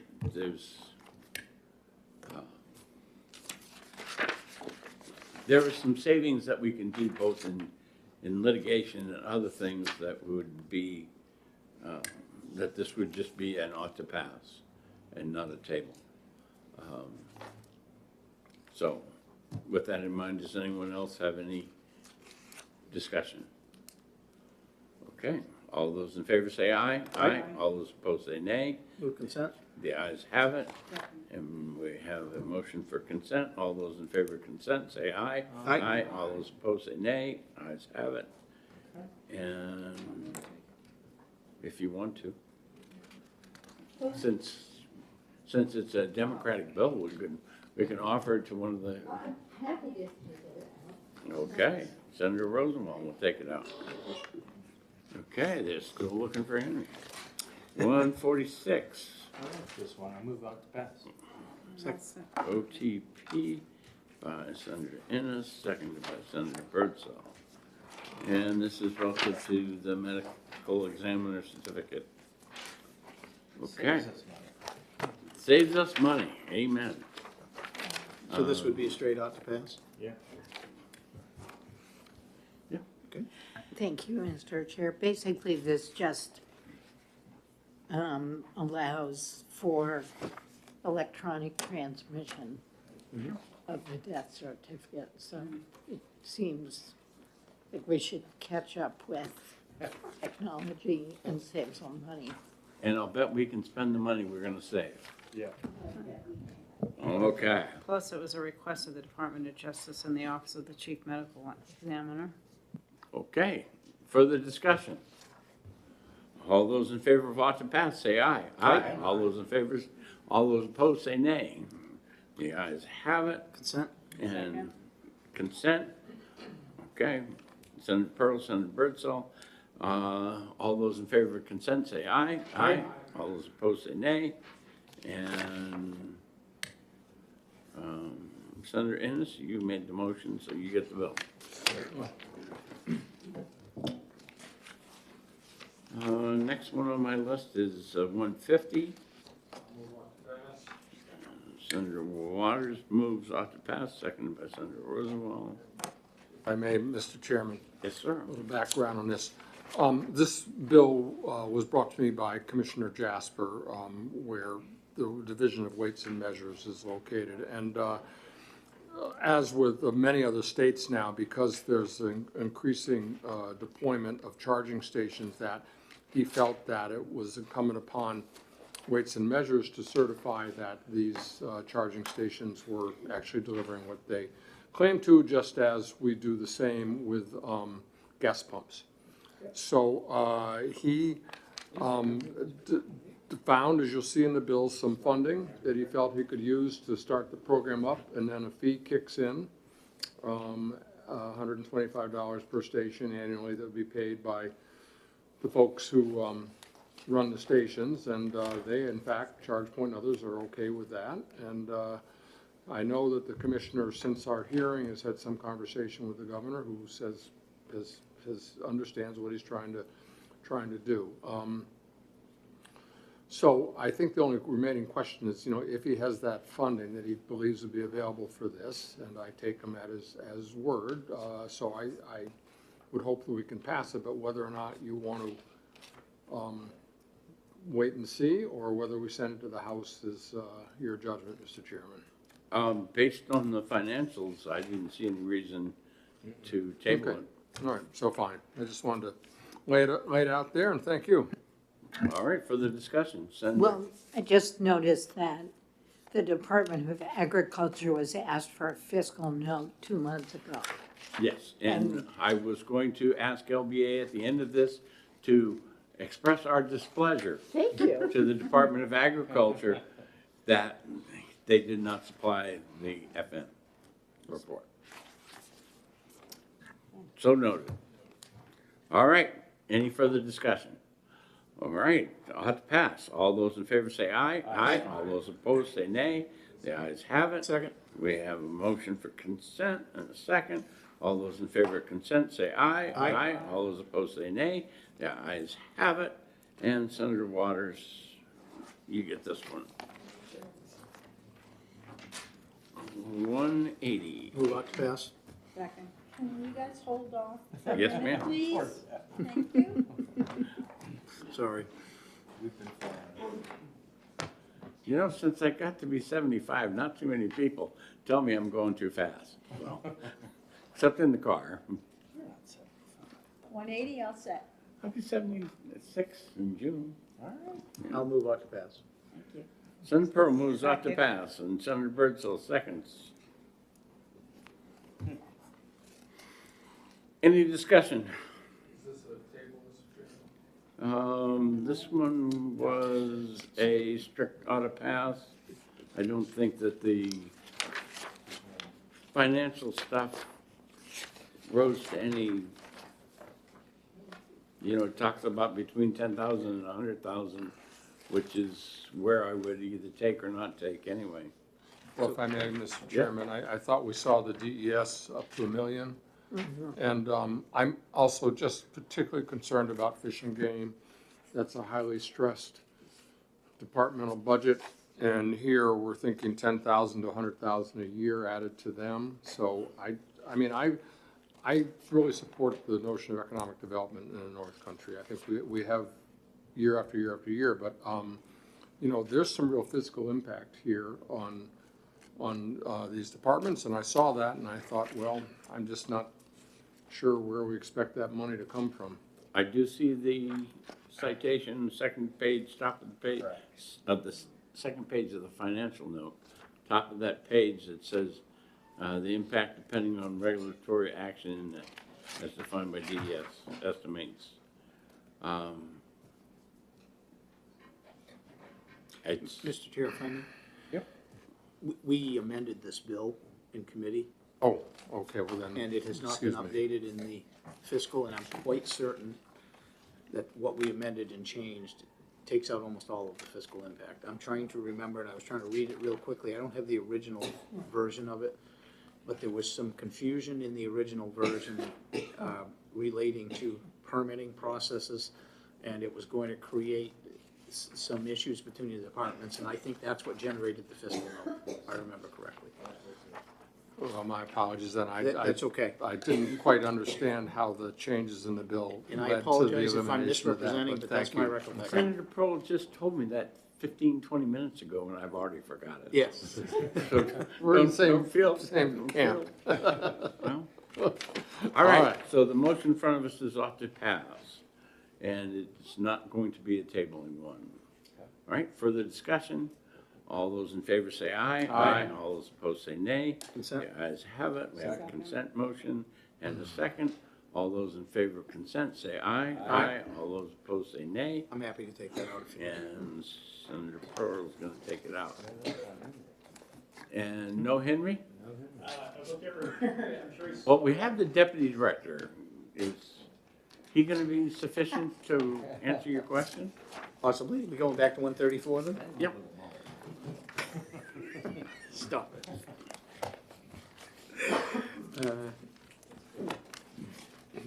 All right, so we're back to 134.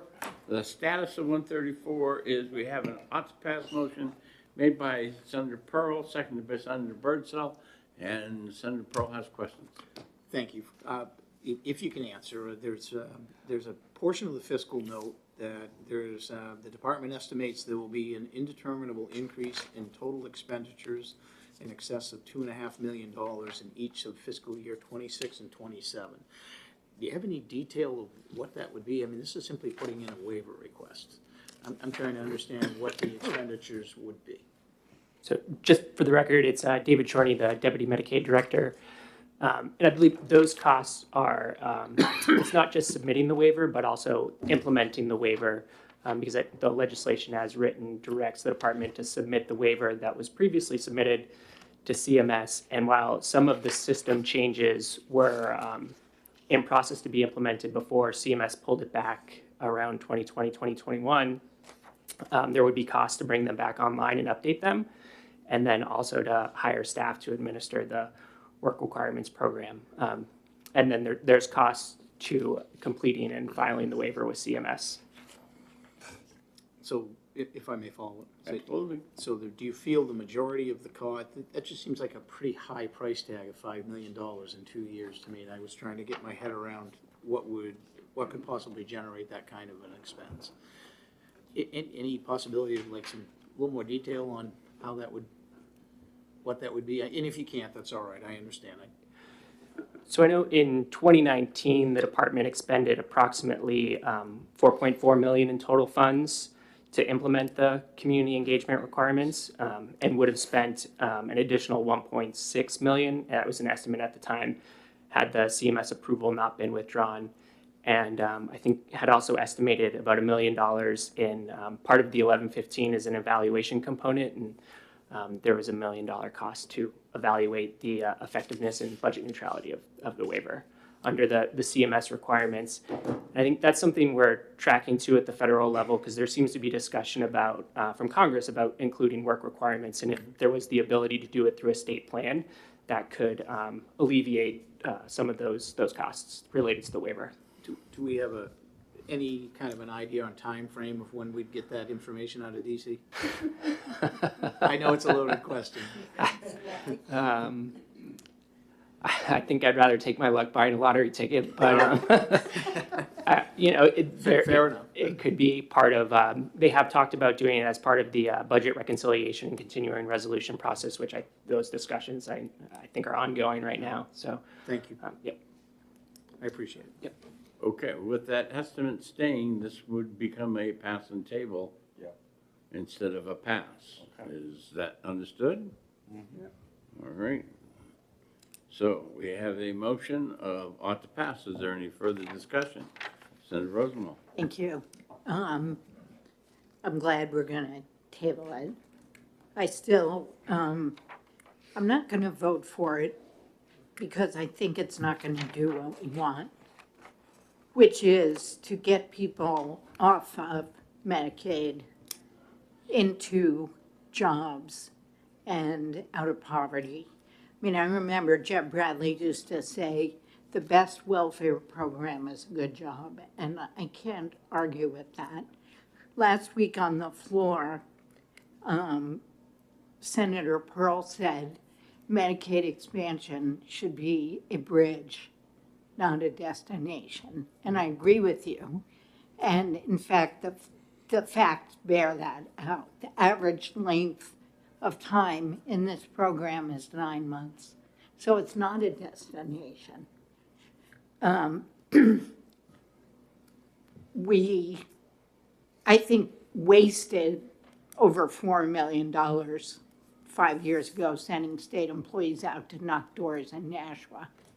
And the reason nobody answered the door is that 65% of the people were working, or they were full-time students, or they were sick, or they were caring for children or their parents, or they were exempt because they were undergoing substance use disorder treatment or mental health treatment.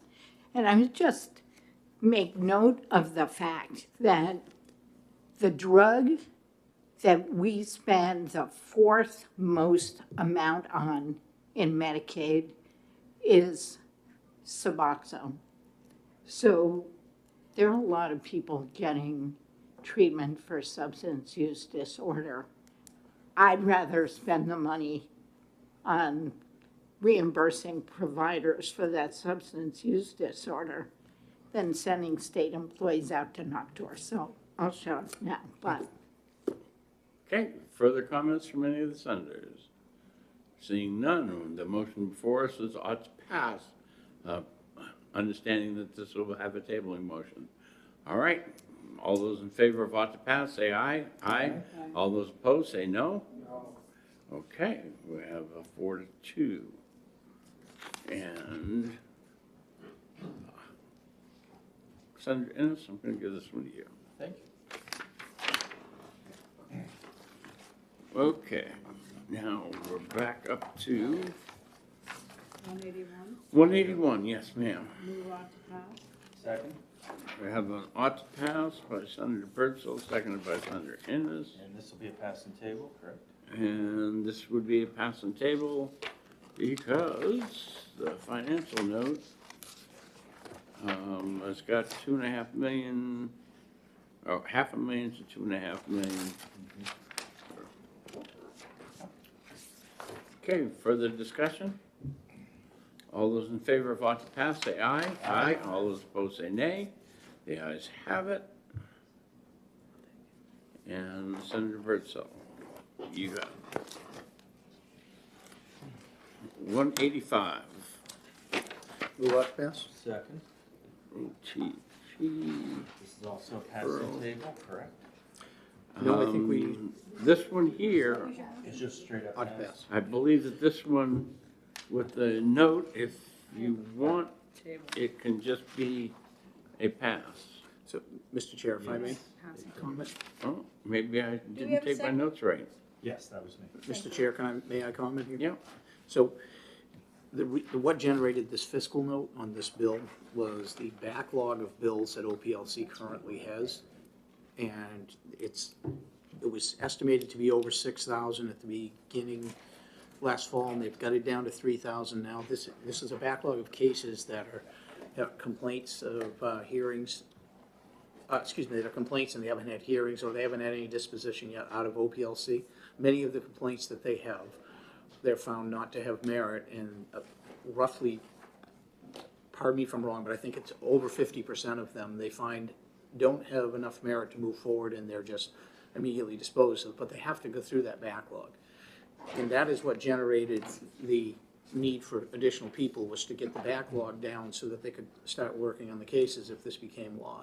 So what I did is I amended the effective date so that it wouldn't take place until, excuse me, March 1st of 26. And in my conversations with Director Jurius, she thought this would give her enough time to get through the backlog, because they have to not only get through the backlog, but all the new cases that are coming in as well.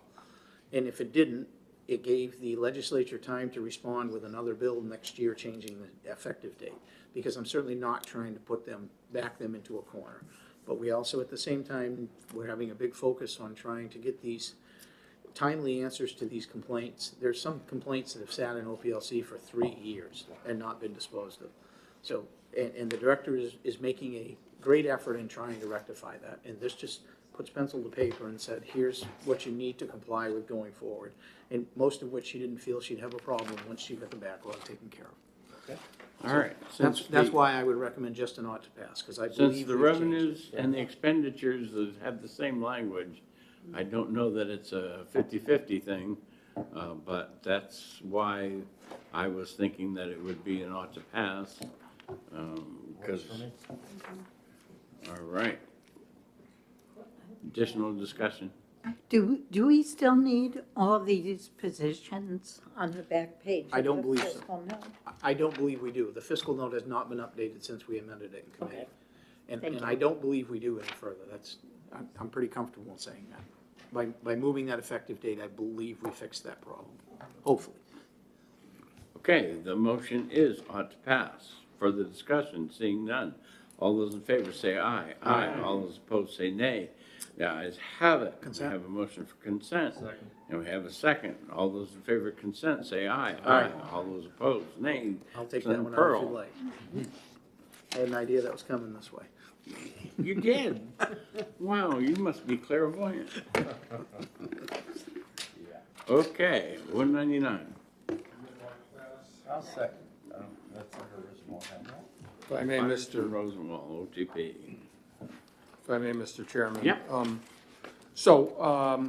This bill arose from a lot of conversations with the committee that has been set up to look at recruitment and retention, and the amount here was based on what we had under some previous programs to offer some bonuses, and just doing the math and number of positions and so on and so forth. That's what came up with this figure. And you'll notice that the bill is structured so that the funding would come from the existing funding in the highway fund, but you'll see there's that contingency in section 3 that says if there's not sufficient funds there, then there could be the governor from funds otherwise not appropriated. So that's the way that the funding is set up, and I think that if we are able to do it, it will certainly be, a huge difference in our understaffed state police. So, thank you, Mr. Chairman. Because of the funding, $900,000, it would be a passing table. Yeah.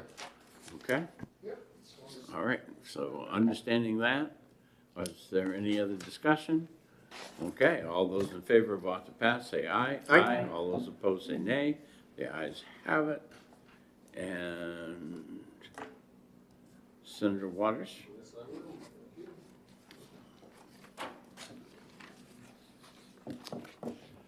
$230. Second? Hey, Mr. Chairman? Yes, sir. So the amendment, the original bill, which included the nuclear piece, but also had rather extensive language around establishing microgrids and costs around that. That part was taken out, so we're just with the definition of the small modular reactors, and the fiscal note has not caught up with it, but there's no expenditure associated with this change. So that's the background. Okay, that being said, this would be a straight ought to pass.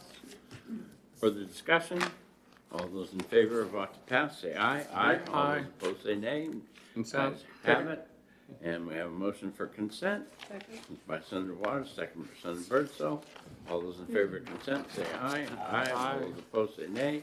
Senator Waters, you got this one. All right, thank you. Smash those atoms. Okay, this next bill, Senate Bill 233. I'll move ought to pass. We have Senator Waters moving ought to pass. If I may, Mr. Chairman. Senator Pearl. A little background on this one. So there's general agreement among all the parties involved and utilities and so forth, and the Department of Energy that we need to study this, and this task force is the way to go at it. It's one of the major issues that is now facing with us, reliability and storage. The original bill noted an appropriation of up to $250,000. It was amended to take that out because the department thought that in their normal administrative duties, they could manage most of this. And if there were need to have a consultant to come in for any reason, then some of the interested parties felt that they would be able to provide funding for the consultants if needed. So that's why the fiscal note, in some ways, has gone away on this one. Thank you, Mr. Chairman. Okay, this one would be a straight ought to pass. Further discussion, seeing none, all those in favor of ought to pass, say aye. Aye. All those opposed, say nay. The ayes have it. And do Consent. we have a consent? Second. Okay. We have a motion and a second for consent. All those in favor say aye. Aye. All those opposed, and Senator Waters. All right. The next bill that I have is 241, and if you're going by your sheets, that's back on the front page. And that is the pier. I'll move out to pass. We have an ought to pass by Senator Pearl, seconded by Senator Waters. I want to move Amendment 565. And Senator Pearl moves Amendment 565, and Senator Waters seconds. Discussion? Seeing none, all those in favor of the amendment, 0565, say aye. Aye. All those opposed say nay. The ayes have it. And now we're back to the bill as amended. All those in, any discussion? Seeing none, all those in favor of the bill as amended, say aye. Aye. All those opposed say nay. The ayes Consent. have it. We have a motion for consent. All those in favor, whoop, I need a Oh, second we have first. to, oh, I'm sorry, we Or- have or to they're pass gonna the get table. mad at me, so. No, it's not a table. I didn't think so, okay, This is- sorry, I had my notes This wrong. is only a buck. This is only a Yeah, buck. yeah, my apologies, my We're notes not, were we're not wrong. gonna table a buck. Right. No. All right, so for consent, all those in favor say aye. Aye. All those opposed say nay. The ayes have it. I'll take it out. And Senator Pearl. I'll take gets out this every one. consent calendar bill. All right. 246 is gonna be on hold. Does anybody want to have any discussion before we move on?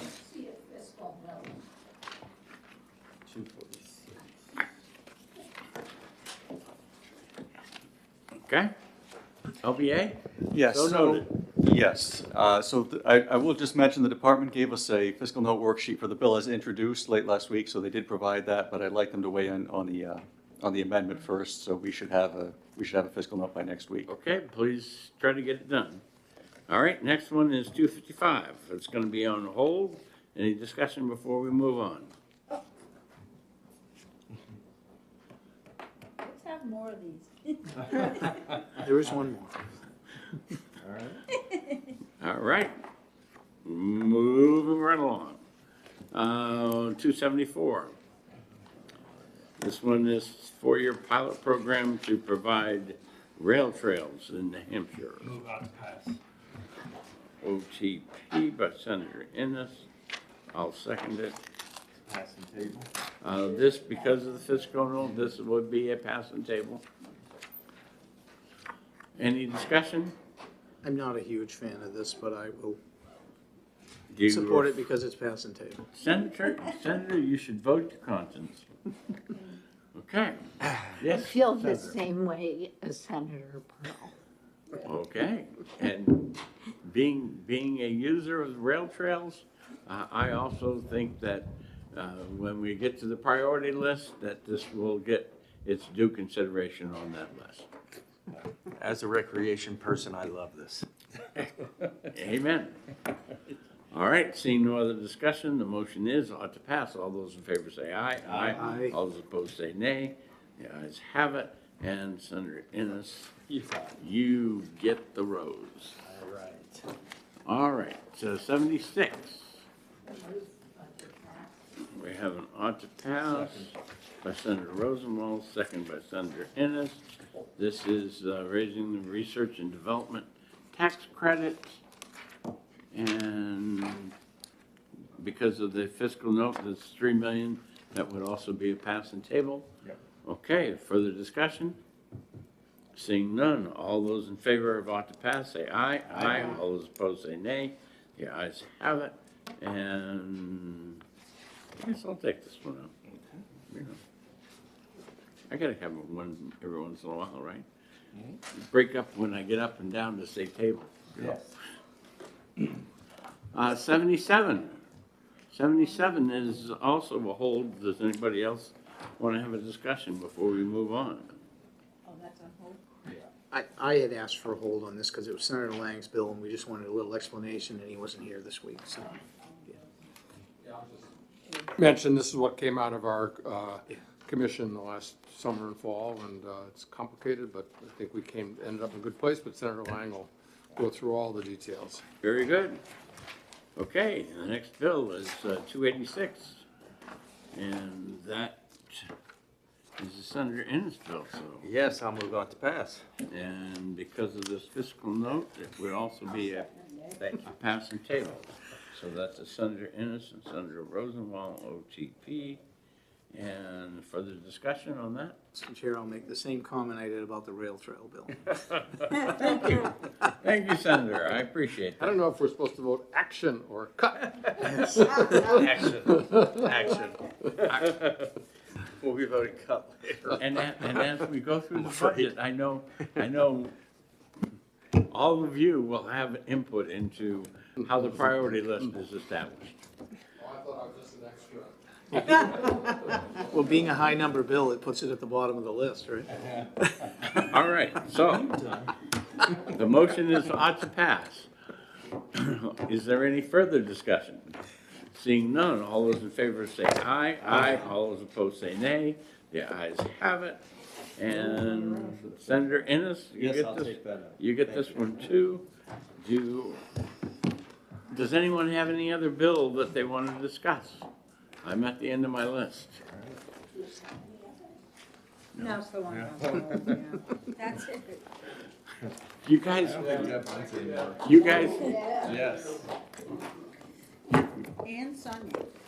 There's a big help today. all right. Do I have a motion to come out of the executive session? We have a motion and a second to come out of executive session. All those in favor say aye. Aye. All those opposed say nay. And our business of the day being done, we are adjourned. Yay. And I think you did more than we did in finance today.